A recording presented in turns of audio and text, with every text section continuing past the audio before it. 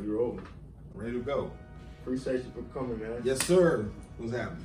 Welcome, ladies and gentlemen. This is the first episode of a series I like to call Admirable Individuals. I'm joined today by entrepreneur, producer, professional wrestler, professional wrestling coach, professional wrestling mentor. You wear a lot of hats. That's a lot of stuff. Now, the most recent hat is C.O.O. Oh, right? Yeah, absolutely. Yeah. It seems like you're still wrapping your head around that a little. I still am because, as you stated, professional wrestler, professional wrestling coach, but it started out actually, establishing the company and then technically, what they say in this business, doing what's best for business and moving aside and letting a bigger mind, if you will, or a bigger name, see if it could take us to the moon. Mark Henry, of course. Yeah, becoming that's quite CEO. The name. Yeah, it's quite the name because I think one important factor that most people forget about Mark Henry is he's a two-sport athlete, both in wrestling and in powerlifting. He was in the Olympics. Yep. Twice. World's strongest man is not a gimmick. Legitimately, world's strongest man is not a gimmick, and he actually right now currently sits on the Olympic committee board, for the Olympics. Oh, so I know that. outside Specifically for powerlifting or like across the board?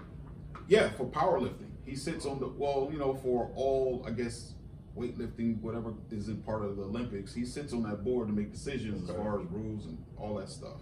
So that's also very important as far as what we're doing right now for business, because wrestling, you're gonna get a lot of veterans with great minds, and you're gonna get a lot of athletes that want to be in the ring, but to take a product that you could believe in and separate yourself from the mundane other indie companies is having someone that can have global impact on the brand. And I mean, right now we're doing things that I never thought would be possible.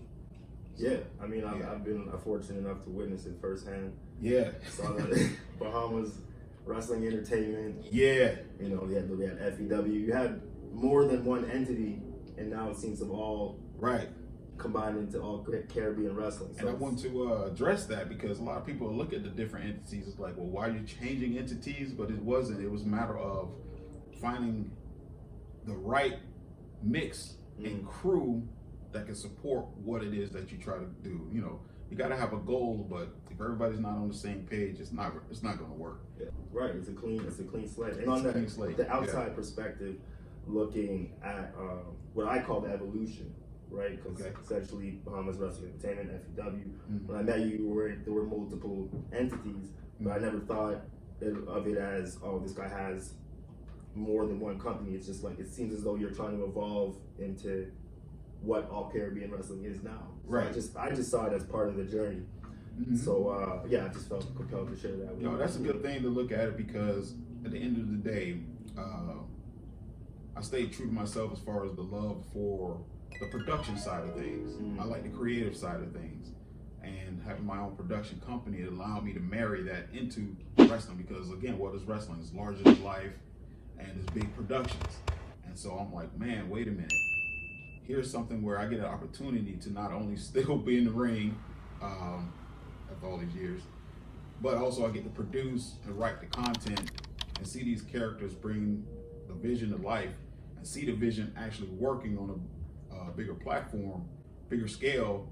And then at the same time, on the underlying thing of it is giving talents an opportunity, showcase their skills and get them wherever they're trying to go, wherever they're trying to grow.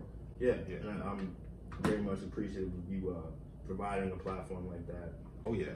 For myself and others, because I mean, it's you're responsible for giving me my first opportunity outside of the U.S. and Canada. Look at that. You know what I mean? I don't even I didn't until it happened. Right. I didn't necessarily know if it was gonna happen or how it was gonna happen. Right. Or where it was gonna happen. Right. So I definitely have you to thank for that. I'm gonna be all over the map here in terms of my line of questioning. So just out of curiosity, I would imagine over the course of you getting to where you are right now with All Caribbean Wrestling, you dealt with maybe some people assuming that you're delusional to a certain extent, or doubting you, and maybe someone can come up to you and say you're delusional, but you can kind of feel the energy people right. put out there. So I'm just curious to know how you dealt with that, and what kind of advice would you give to people who are facing their own form of delusion? Right.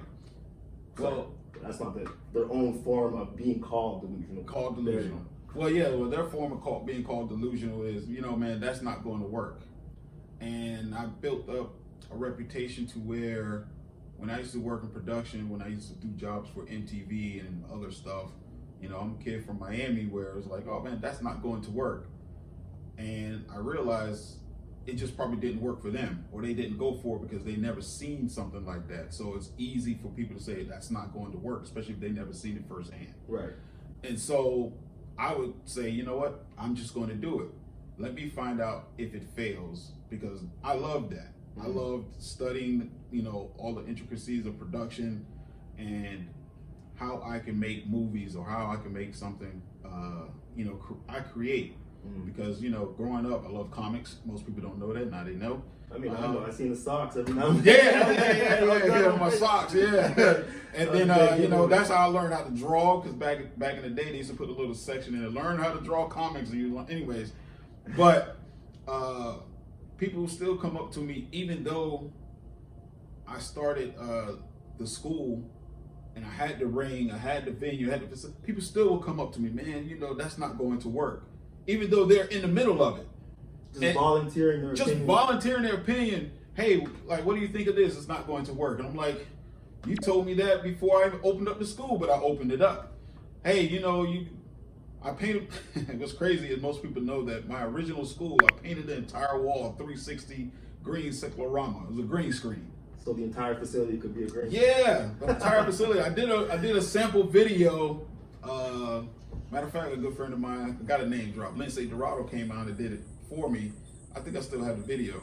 But I did it because of why? I had a crazy concept to do something different with wrestling. Because most wrestling, everywhere you go, you see the same format. And I think people look at one entity, the WWE, and say that's what we have to do. Maybe we'll change it on the lower level because we don't have the budget, but that's what we have to do. So everybody's assuming that's the way to go. But at the same time, people from the WWE that either get released or that you do privy to know will tell you, man, do your own thing. So how is it that somebody that works for the big dog come back and tell you do your own thing, but yet still you up there still trying to do what they do, and then I'm doing something different, you tell me it don't work. So they tell me it don't work, but I'm still doing it.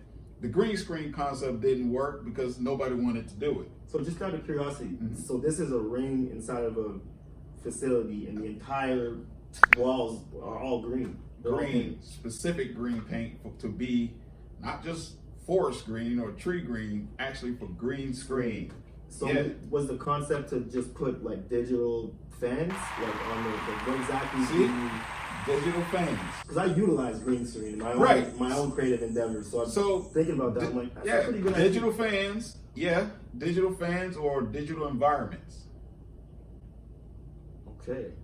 So can you imagine, a jungle, outer space, mountains, whatever. That would be what went wrong with that? Like, were you able? Do you have any? What went wrong is what most wrestlers only know for themselves, is they just want to be wrestlers, and sometimes you gotta let them. Okay.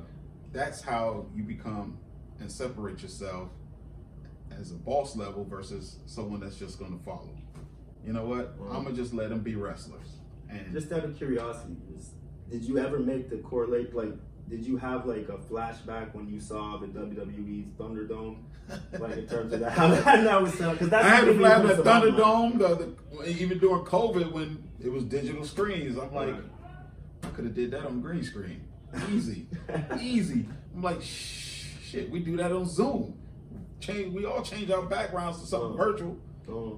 So if you think about it, it's like, why not put a ring in the middle? Why not put a ring in the middle?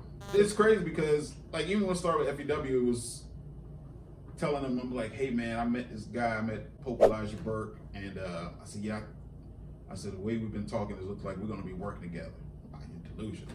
That's not gonna work. That man too busy. He's got all this going on. Well, what's this, 2025? I'm gonna say 11 years later, we're still going together. Wow, that's over a decade now. Over a decade. Over a decade. Yes, you don't even got to say the year. You just say the word decade now. That's it, decade. You know, so do it anyway. You're gonna have a lot of people that's gonna tell you no because they've never done it, but they're not in your shoes. They don't dress like you. They don't go home to your house. They don't know what you got going on. A lot of people didn't know that I was an artist. A lot of people didn't know I used to do video production for a rival company who used to publicly talk shit about me.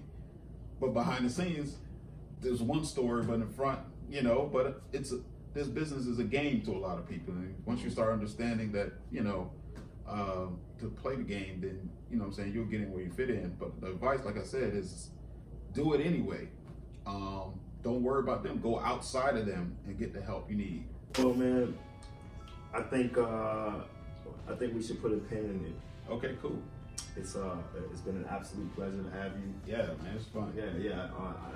I'm really grateful for the opportunity to sit down with you, because I would imagine that the things are progressing in the direction that they're progressing in. There's going to be a whole lot more of a coveted interview than it is now. Oh, for real. You're going to have to say a lot of no's. A whole lot of no's. So yeah, definitely. I don't want to. Sorry, but that's just the way business is. Like, you might. One thing I learned is you'll hate me now, but you'll love me later.